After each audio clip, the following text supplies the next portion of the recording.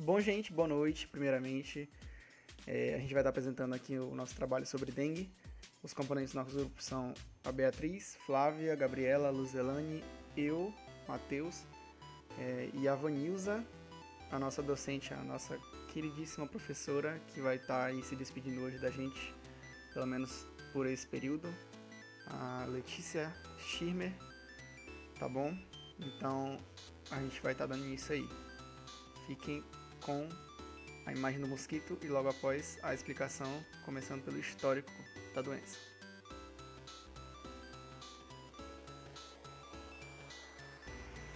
Bom, no prosseguimento aqui eu vou falar um pouquinho sobre o histórico do mosquito Aedes aegypti, que ele foi originário do Egito, né? Por isso ele tem Aegypti como o segundo nome dele, né? Aedes aegypti. A dispersão dele se deu pelo mundo a partir da costa leste do continente africano para as Américas e depois disso da costa oeste para a Ásia. O vetor ele foi descrito cientificamente pela primeira vez em 1762, que aí ele recebeu o seu nome, né? De Aedes aegypti. E Aedes significa que ele é pertencente à família dos culicídeos. E a Egipte, como eu falei anteriormente, né? Egípcio. Característica: a dengue é uma doença febril aguda causada por um vírus de evolução benigna, na maioria dos casos, e seu principal vetor é o mosquito Aedes aegypti, que se desenvolve em áreas tropicais e subtropicais. O vírus causador da doença possui 4 sorotipos: dengue 1, 2, 3 e 4. A infecção por um deles dá proteção permanente para o mesmo sorotipo e imunidade parcial e temporária contra os outros 3. Existem 2 formas de dengue, a clássica e a hemorrágica. A dengue clássica apresenta-se geralmente com febre, dor de cabeça, dor no corpo, nas articulações e por trás dos olhos, podendo afetar crianças e adultos, mas raramente mata. A dengue hemorrágica é a forma mais severa da doença, pois além dos sintomas citados, é possível ocorrer sangramento, ocasionalmente choque e consequências como a morte. O ciclo de vida do mosquito é dividido em 4 etapas: ovo, larva, pupa, que é o estágio intermediário entre larva e o mosquito adulto, e por fim, mosquito adulto. A fêmea do mosquito deposita os seus ovos na borda dos recipientes com água parada e limpa. Cerca de 2 ou 3 dias após o contato com a água, os ovos viram larvas e dias depois chegam na fase da pupa. Esse ciclo dura em média de 48 horas e, por fim, eles se transformam em mosquitos adultos. Os sintomas da dengue normalmente se iniciam com a febre alta, de 39 a 40 graus, manchas vermelhas pelo corpo, dores musculares e nas articulações, náuseas e vômitos, dor de cabeça e dor atrás dos olhos. Estima-se que a dengue acometa nas regiões tropicais cerca de 50 mil pessoas anualmente, sendo que dessas, em torno de 500 mil são quadros graves com sintomas hemorrágicos. Desde 1980, o Brasil tem se destacado por contribuir com aproximadamente 70% dos casos, o que faz de entender que a dengue, na verdade, é um problema de saúde pública. E até por isso se trata de uma doença de notificação compulsória, ou seja, é obrigatório notificar não só a epidemiologia da dengue. A dengue não é contagiosa, ou seja, não pode ser transmitida de pessoa para pessoa, além de também não ser transmitida através do consumo de alimentos ou água. A transmissão da dengue é exclusivamente através da picada do mosquito infectado. Quadro clínico de dengue. A dengue pode ser assintomática ou sintomática. Nos casos sintomáticos, causa uma doença sistêmica e dinâmica de amplo espectro clínico, variando desde formas oligossintomáticas até quadros graves, podendo evoluir para o óbito. O Ministério da Saúde classifica a dengue em 3 fases clínicas: febril, crítica e de recuperação. A presença de um quadro clínico clássico somado com um período somado a um período epidemiologicamente ativo, como acontece nos casos de surto.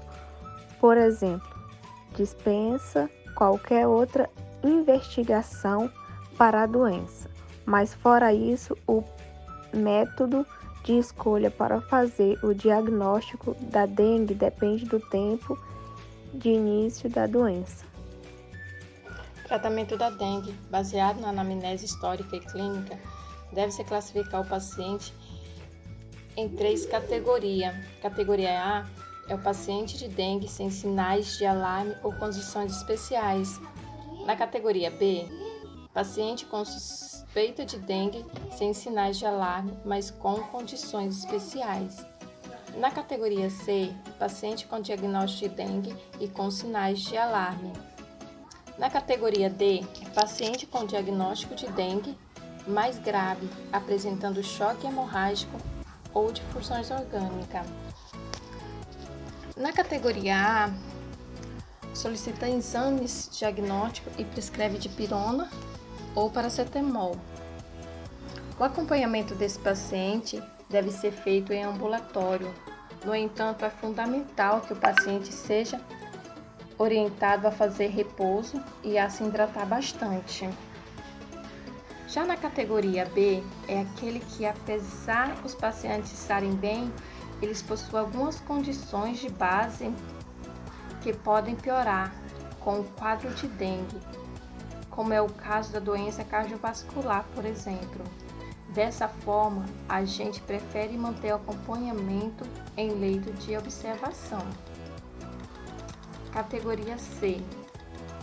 Então, a primeira questão que muda é que agora ele precisa ser internado.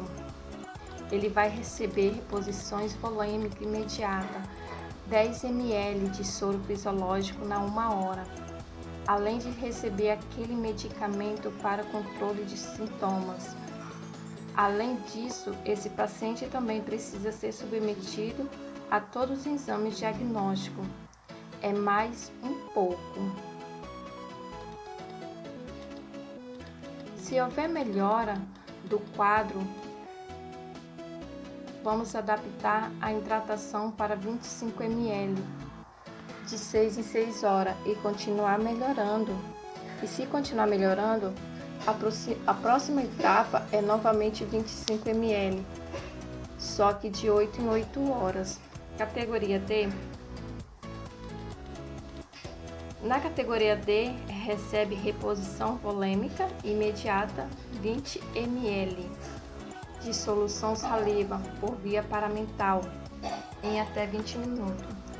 Além disso, por conta da gravidade desse quadro, o paciente deve ser reavaliado a 15 a 30 minutos e também precisam repetir o hemograma de cada 2 horas para que seja acompanhado o valor HT.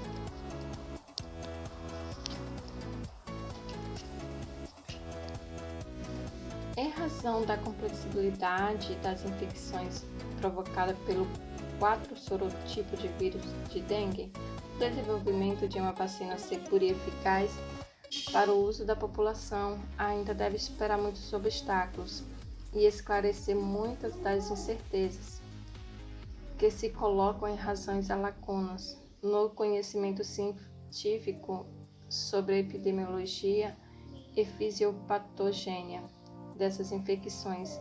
Embora já existem algumas vacinas candidatas, tanto de vírus atenuando quanto quiméricas, que produzem imunidade para 4 sorotipos de vírus, problemas sérios relacionados com a segurança persistem.